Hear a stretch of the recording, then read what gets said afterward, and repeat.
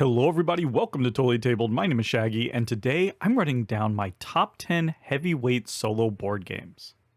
This is the fifth and final video in a series of videos where I break down my favorite solo games into 5 different complexity levels. Check out the entire series if you haven't, the links are in the description below.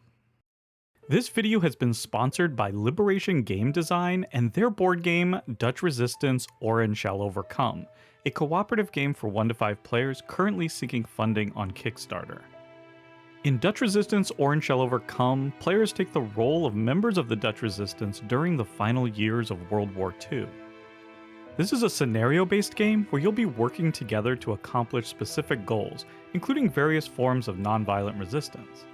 The characters and events are all rooted in history, and it comes with multiple solo modes that allow you to play the game with just one character.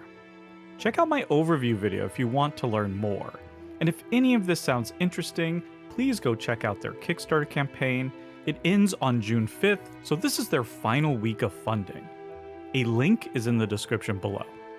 And with that, let's get started with my number 10 heavyweight solo game, Great Western Trail. For me, Great Western Trail is right on the edge between medium heavy and heavyweight. It slightly tips to heavy when you add the rules for the solo opponent, which were introduced in the second edition. I don't think Great Western Trail makes the best first impression, but neither do most heavy games. And once you grok this one, it really plays smoothly and offers fun, crunchy decisions. If you aren't familiar with Great Western Trail, well, first check out my playthrough video, but at its core, it's a deck building game where you're trying to build the perfect hand of cards. You're moving your cowboy along an expanding rondel of action locations, trying to create a valuable hand of cattle by the time you reach the end of the path. The trick is, you can only count different types of cattle in your hand, so duplicates are terrible. Luckily, you can sell cows at different locations for money and use that money to purchase better cows. There are also ways to permanently remove duplicate cows from your deck, so ideally you'll be able to build a more valuable herd with each successive trip down the Great Western Trail. The combination of hand tuning with deck building creates this cool engine building feel throughout the game. There's so much more you can do, including constructing new buildings, which expands the trail. And there's just so many different paths to victory, which is one of the things I just love. The reason it isn't higher on the list is because my favorite way to play Great Western Trail is with 2 players. The new solo mode in the second edition does a great job of simulating that player count with an AI that's fairly easy to manage after a bit of a learning curve. It really is great at any player count, and that's why it's my number 10. Number 9 is Spirit Island. Spirit Island is a popular cooperative game where you play as a spirit defending an island's inhabitants from colonizers.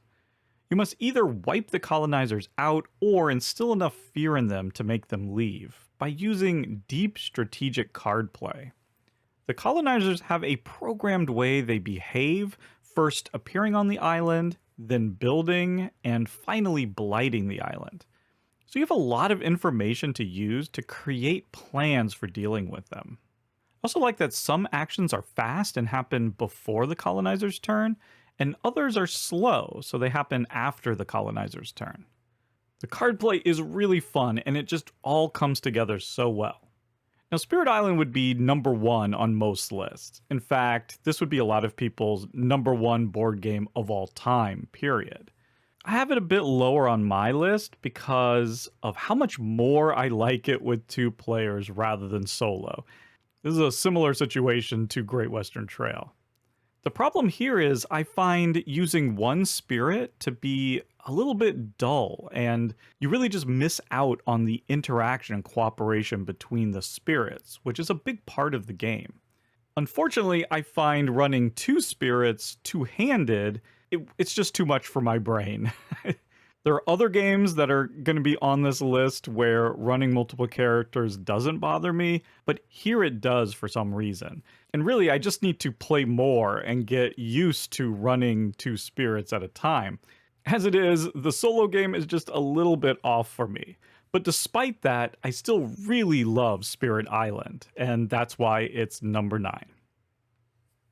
Number 8 is Anachrony. Anachrony is a worker placement game with an intriguing sci-fi setting. Most of the world's population has been wiped out by a cataclysm centuries ago, leaving most of the Earth uninhabitable.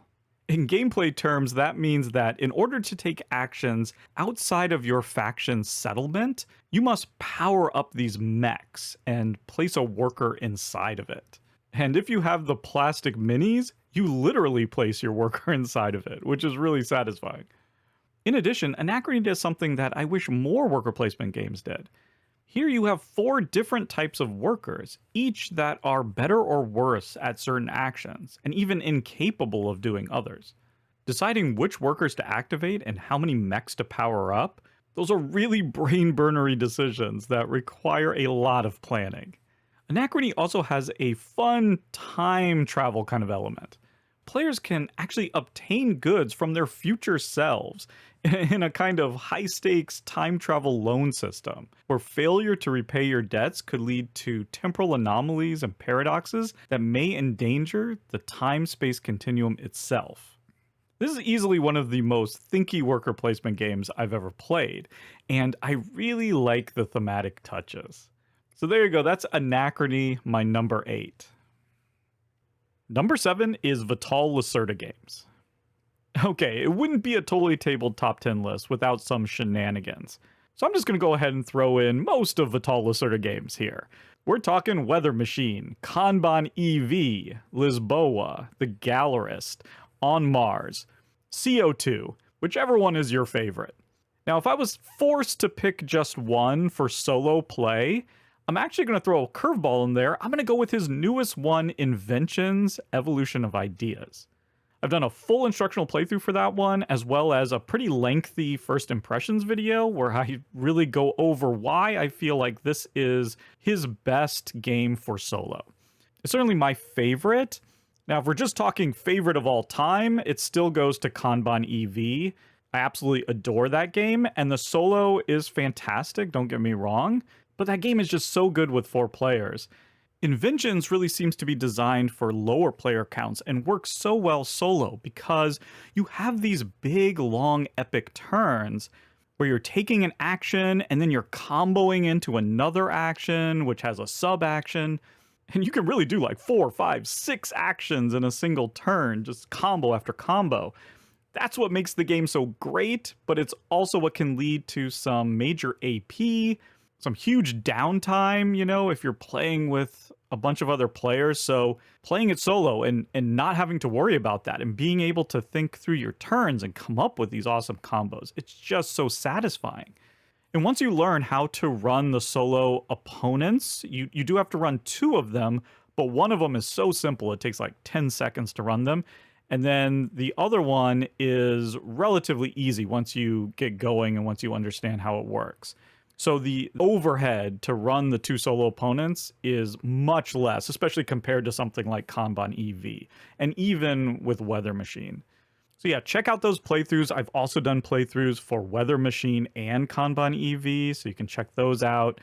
I can also recommend The Gallerist if you want a game that is maybe a little bit on the less complex side, especially for these heavy games. That might be a good starting point, but I really don't think you can go wrong. They're just all so great. That's my number 7. Pretty much any Vital Lacerda game. Number 6 is Gloomhaven. Anytime I talk about Gloomhaven, I'm going to keep it nice and short and sweet because there's nothing that I can say that hasn't already been said. This is one of the most beloved cooperative games of all time. It combines traditional campaign-based dungeon crawl mechanisms where you have a hero and it levels up and it gets better special abilities and weapons, but it does away with dice combat and replaces it with this brilliant card system, which requires, careful tactical planning each turn. You basically have a hand of cards. There's a top action and a bottom action, and you're going to pick 2 of those cards, and on one of them you're going to do the top action, one of them you're going to do the bottom action. And you're going to be using that to do everything, to move, to attack, to loot, to do everything. And what's cool is your cards also represent your stamina. So every time you cycle through your cards, you have to lose one. And so your deck is like slowly dwindling. And some of the more powerful special abilities make you remove the card. They're one use. And so there's a real timing element. You're on a timer. You can't take forever to complete these dungeons. I really like that. I think it works brilliantly. And there's just a ton of scenarios in the campaign. Each one feels like a new puzzle to solve. And it's not just a dice rolling luck fest. So there you go. It's Gloomhaven. It's got to be on the list. It's my number 6. Number 5 is A Feast for Odin. There's 2 things you need to talk about when you talk about A Feast for Odin. First is the giant board of actions that you get to select from. 60-some actions. And while they're grouped together and, a lot of them are just sort of variations or more powerful versions of others, it's still pretty crazy and intimidating when you first look at it. And then it's just a worker placement game. Some of those spots, though, require either 1 or 2 or 3 or 4 workers. And you have a big pile of them and you put them out. And you just have so many different things that you can do. But all of it kind of gets you to the same spot, which is collecting these polyomino tiles. They're all different sizes and shapes, and then you're going to be, Tetrising these things onto this board where you're just trying to fill up spaces as well as surround these, bonus spaces, which is going to get you extra income, extra money, extra resources. And I think I say this every time I talk about A Feast for Odin, but there's just something so satisfying about placing out these polyomino tiles. There are these really clever restrictions about, what types of tiles can go next to other ones. You have different resources and money you can use to fill in individual spaces.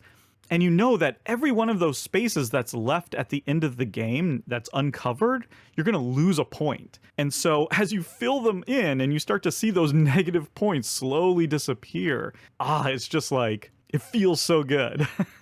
That's my number 5, A Feast for Odin. My number 4 is Frostpunk. Frostpunk is a cooperative city-building survival board game based on the popular video game.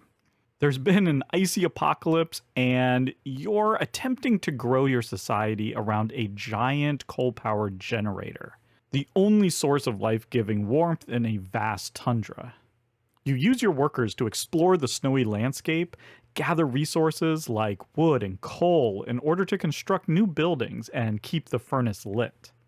Depending on the heat, some actions might have to be done in the cold, which can make your workers sick. So you're going to need to make sure that you have medicine and you have shelters to keep them warm and food. And on top of all of that, you have to manage their morale. You might have to enact laws that are unpopular but will help you survive. And every round, you'll be faced with an event that might force you to make a difficult moral decision. For me, Frostpunk is the perfect video game adaptation because it takes the bleak setting and stories from the video game, but it concentrates the gameplay into a handful of critical, meaningful decisions each round, which is what board games do best.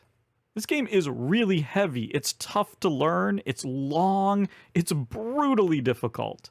It can feel punishing and unfair at times. But given its story, what else could you expect? I just absolutely adore it. Frostpunk was my game of the year for 2022, and my opinion hasn't changed. So there you go. That's my number 4, Frostpunk. Number 3 is Mage Knight. I think Mage Knight is best described as a demanding efficiency puzzle masquerading as a fantasy adventure. This is definitely not your typical dungeon crawl. For one thing, combat is completely deterministic, but also everything that you do, from moving to exploring the land to fighting off orcs and sieging castles, it's all done through a hand of multi-use cards. Really, this is a bit of a deck builder. You're not going to be adding a ton of cards to your deck, but you're going to be adding some very critical ones. And it's really all about how you use these cards and if you can use them as efficient as possible. Like I said, every card is multi-use and upgradable by using the right type of mana. So the possibilities are just endless for how you can play out your hand of cards. Along the way, your hero, your Mage Knight, will be gaining experience, leveling up, adding additional powerful cards into their deck, learning spells, gaining new recruits. This game is all about squeezing out every last drop of potential from your cards, and when you do that, it's an amazing feeling. I'm on record, I love puzzly games, and Mage Knight is just the ultimate puzzle. Like a lot of the games on this list, it's difficult to learn, it's intimidating, but I can't recommend it highly enough. It's my number 3 Mage Knight. Number 2 is Voidfall. Voidfall is best described as an epic space 4X style game, but for Eurogamers. This was my game of the year for 2023, and I consider it to be one of the greatest solo games ever made. You can check out my full playthrough videos to see for yourself why it earned such high praise. It's certainly the heaviest game on this list. The barrier to entry is high and the learning curve steep. But once you know it, the gameplay sings. Everything just makes sense and is surprisingly easy to play. A game of Voidfall takes place over 3 cycles, and each cycle you'll have 4 to 6 turns. On your turn, you play a focus card from your hand with 3 actions on it, and most of the time you'll pick 2 of those actions to resolve in whatever order you want. These actions let you increase the population of your settlements and construct guilds which provide you with resources. You can build fleets and move them around the map, entering combat with the evil Voidborn. You can invent new technologies and advance your society culturally and politically, gaining powerful benefits. You can invade adjacent sectors and cleanse them of their corruption. There's just so much you can do to grow and progress your civilization. The solo game adds an extra element that I love, which is the crisis board. Each turn you draw a crisis card, and it presents you with something you need to accomplish to solve the crisis. The longer it takes you to solve each crisis, the more they build up on your board, causing all sorts of problems. It's the perfect amount of tactical consideration thrown into a game where you can create these long-term plans each cycle because combat is completely deterministic. And with so many different asymmetric factions and so many different scenarios, there will always be something new to explore. That's my number 2, Voidfall. And my number 1 heavyweight solo game is no surprise, it's Robinson Crusoe Adventures on the Cursed Island. This is a cooperative adventure survival game that has been my favorite solo game for over a decade. I have playthroughs of 3 different scenarios on the channel, including one from the new Book of Adventures, which is a collection of several dozen scenarios, both old and new. The amount of quality content here is unprecedented. The way that each scenario can just tweak a few rules and deliver a completely new and fresh experience, as if you were playing a completely different game.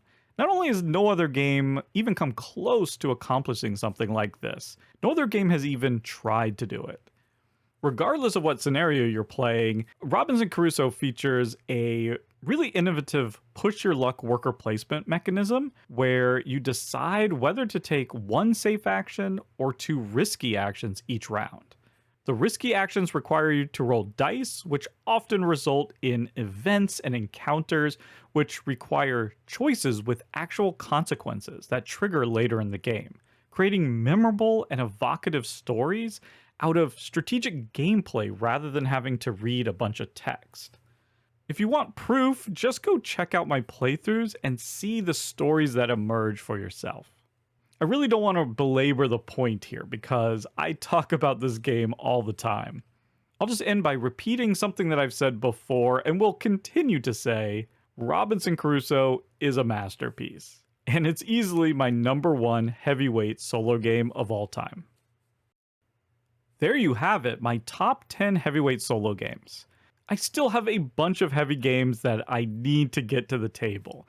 And no doubt many of you are annoyed that I consider Robinson Crusoe a heavy game.